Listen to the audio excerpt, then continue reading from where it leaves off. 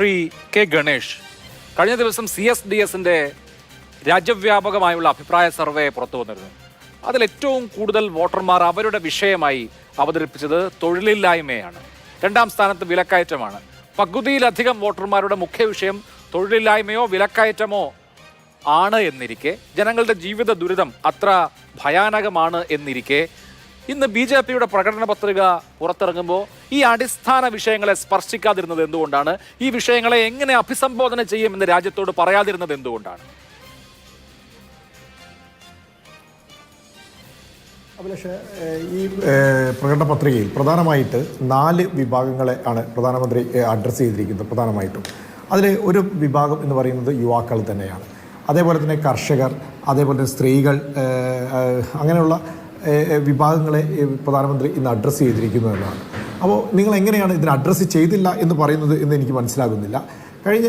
ഞങ്ങൾ ഈ രാജ്യത്ത് മുന്നോട്ട് വയ്ക്കുന്ന സാഹചര്യങ്ങൾ, രാജ്യത്തിൻ്റെ വികസന പ്രവർത്തനങ്ങൾ ഭാഗമായിട്ട് രാജ്യത്ത് നടപ്പിലാക്കിക്കൊണ്ടിരിക്കുന്ന വികസന പദ്ധതികൾ അത് യുവാക്കൾക്ക് കൂടി വലിയ തോതിൽ അവർക്ക് തൊഴിൽ ഉണ്ടാക്കുന്ന തരത്തിലുള്ള സാഹചര്യങ്ങൾ സൃഷ്ടിക്കുക എന്നത് തന്നെയാണ്.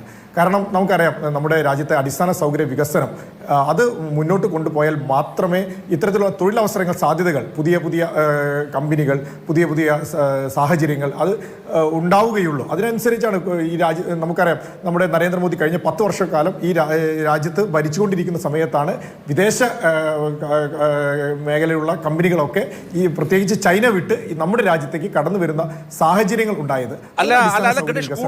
കൂടുതൽ ഇൻവെസ്റ്റ്മെന്റ് ഒക്കെ ഉണ്ടാവുന്നത് നല്ലത് തന്നെ. പക്ഷെ നമ്മുടെ രാജ്യത്തെ സാഹചര്യം നോക്കൂ. യൂത്ത് അൺഎംപ്ലോയ്മെന്റ് ഏറ്റവും അധികമുള്ള രാജ്യമാണ് ഇന്ത്യ. പരക്കാല പ്രഭാകരന്റെ കണക്കുകൾ കേട്ട് കഴിഞ്ഞാൽ നമ്മൾ ഞെട്ടിപ്പോവും.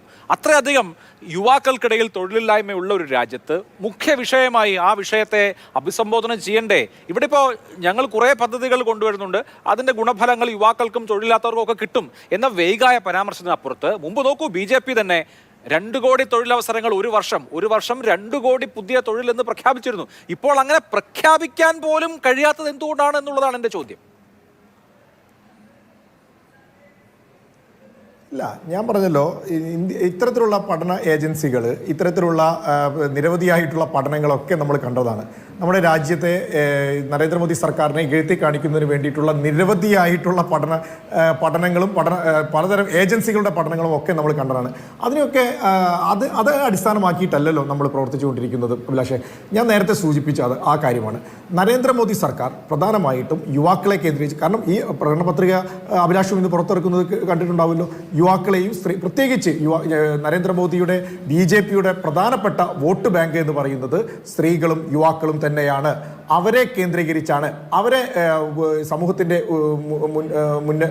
മുന്നിലേക്ക് കൊണ്ടുവരിക എന്ന് തന്നെയാണ്. അവരെ എന്താ പറയുക, അതിനുവേണ്ടിയുള്ള പ്രാപ്തരാക്കുക, അവർ തൊഴിലിന് വേണ്ടിയിട്ടുള്ള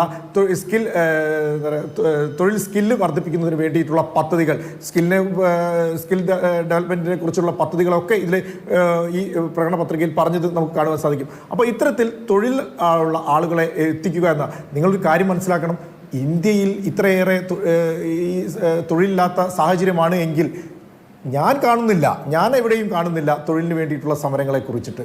തൊഴിലിന് വേണ്ടിയിട്ടുള്ള ഇത്രയേറെ സാഹചര്യമുള്ള സമരങ്ങൾ ഇന്ത്യയിൽ എവിടെയെങ്കിലോ, ഏതെങ്കിലും ചില രാഷ്ട്രീയ സംഘടനകൾ നടത്തുന്ന ചില സമരങ്ങൾ ഒഴിച്ചാൽ ഇന്ത്യയിൽ എവിടെയെങ്കിലും തൊഴിലിന് വേണ്ടിയിട്ടുള്ള സമരങ്ങൾ ഒരു അഡ്രസ്സ് ചെയ്യപ്പെടേണ്ട ഒരു സമരം നിങ്ങൾക്ക്, അഭിലാഷേ, നിങ്ങൾ മാധ്യമ പ്രവർത്തകനാണല്ലോ, നിങ്ങൾക്ക് കാണിച്ചു തരാൻ സാധിക്കും? തൊഴിലിന് വേണ്ടി സമരം നടന്നിട്ടില്ല, തൊഴിലിന് വേണ്ടി സമരം നടന്നിട്ടില്ല എന്നുള്ളതാണ് BJP. ഞാൻ അതിലേക്ക് വിശദമായി വരാം.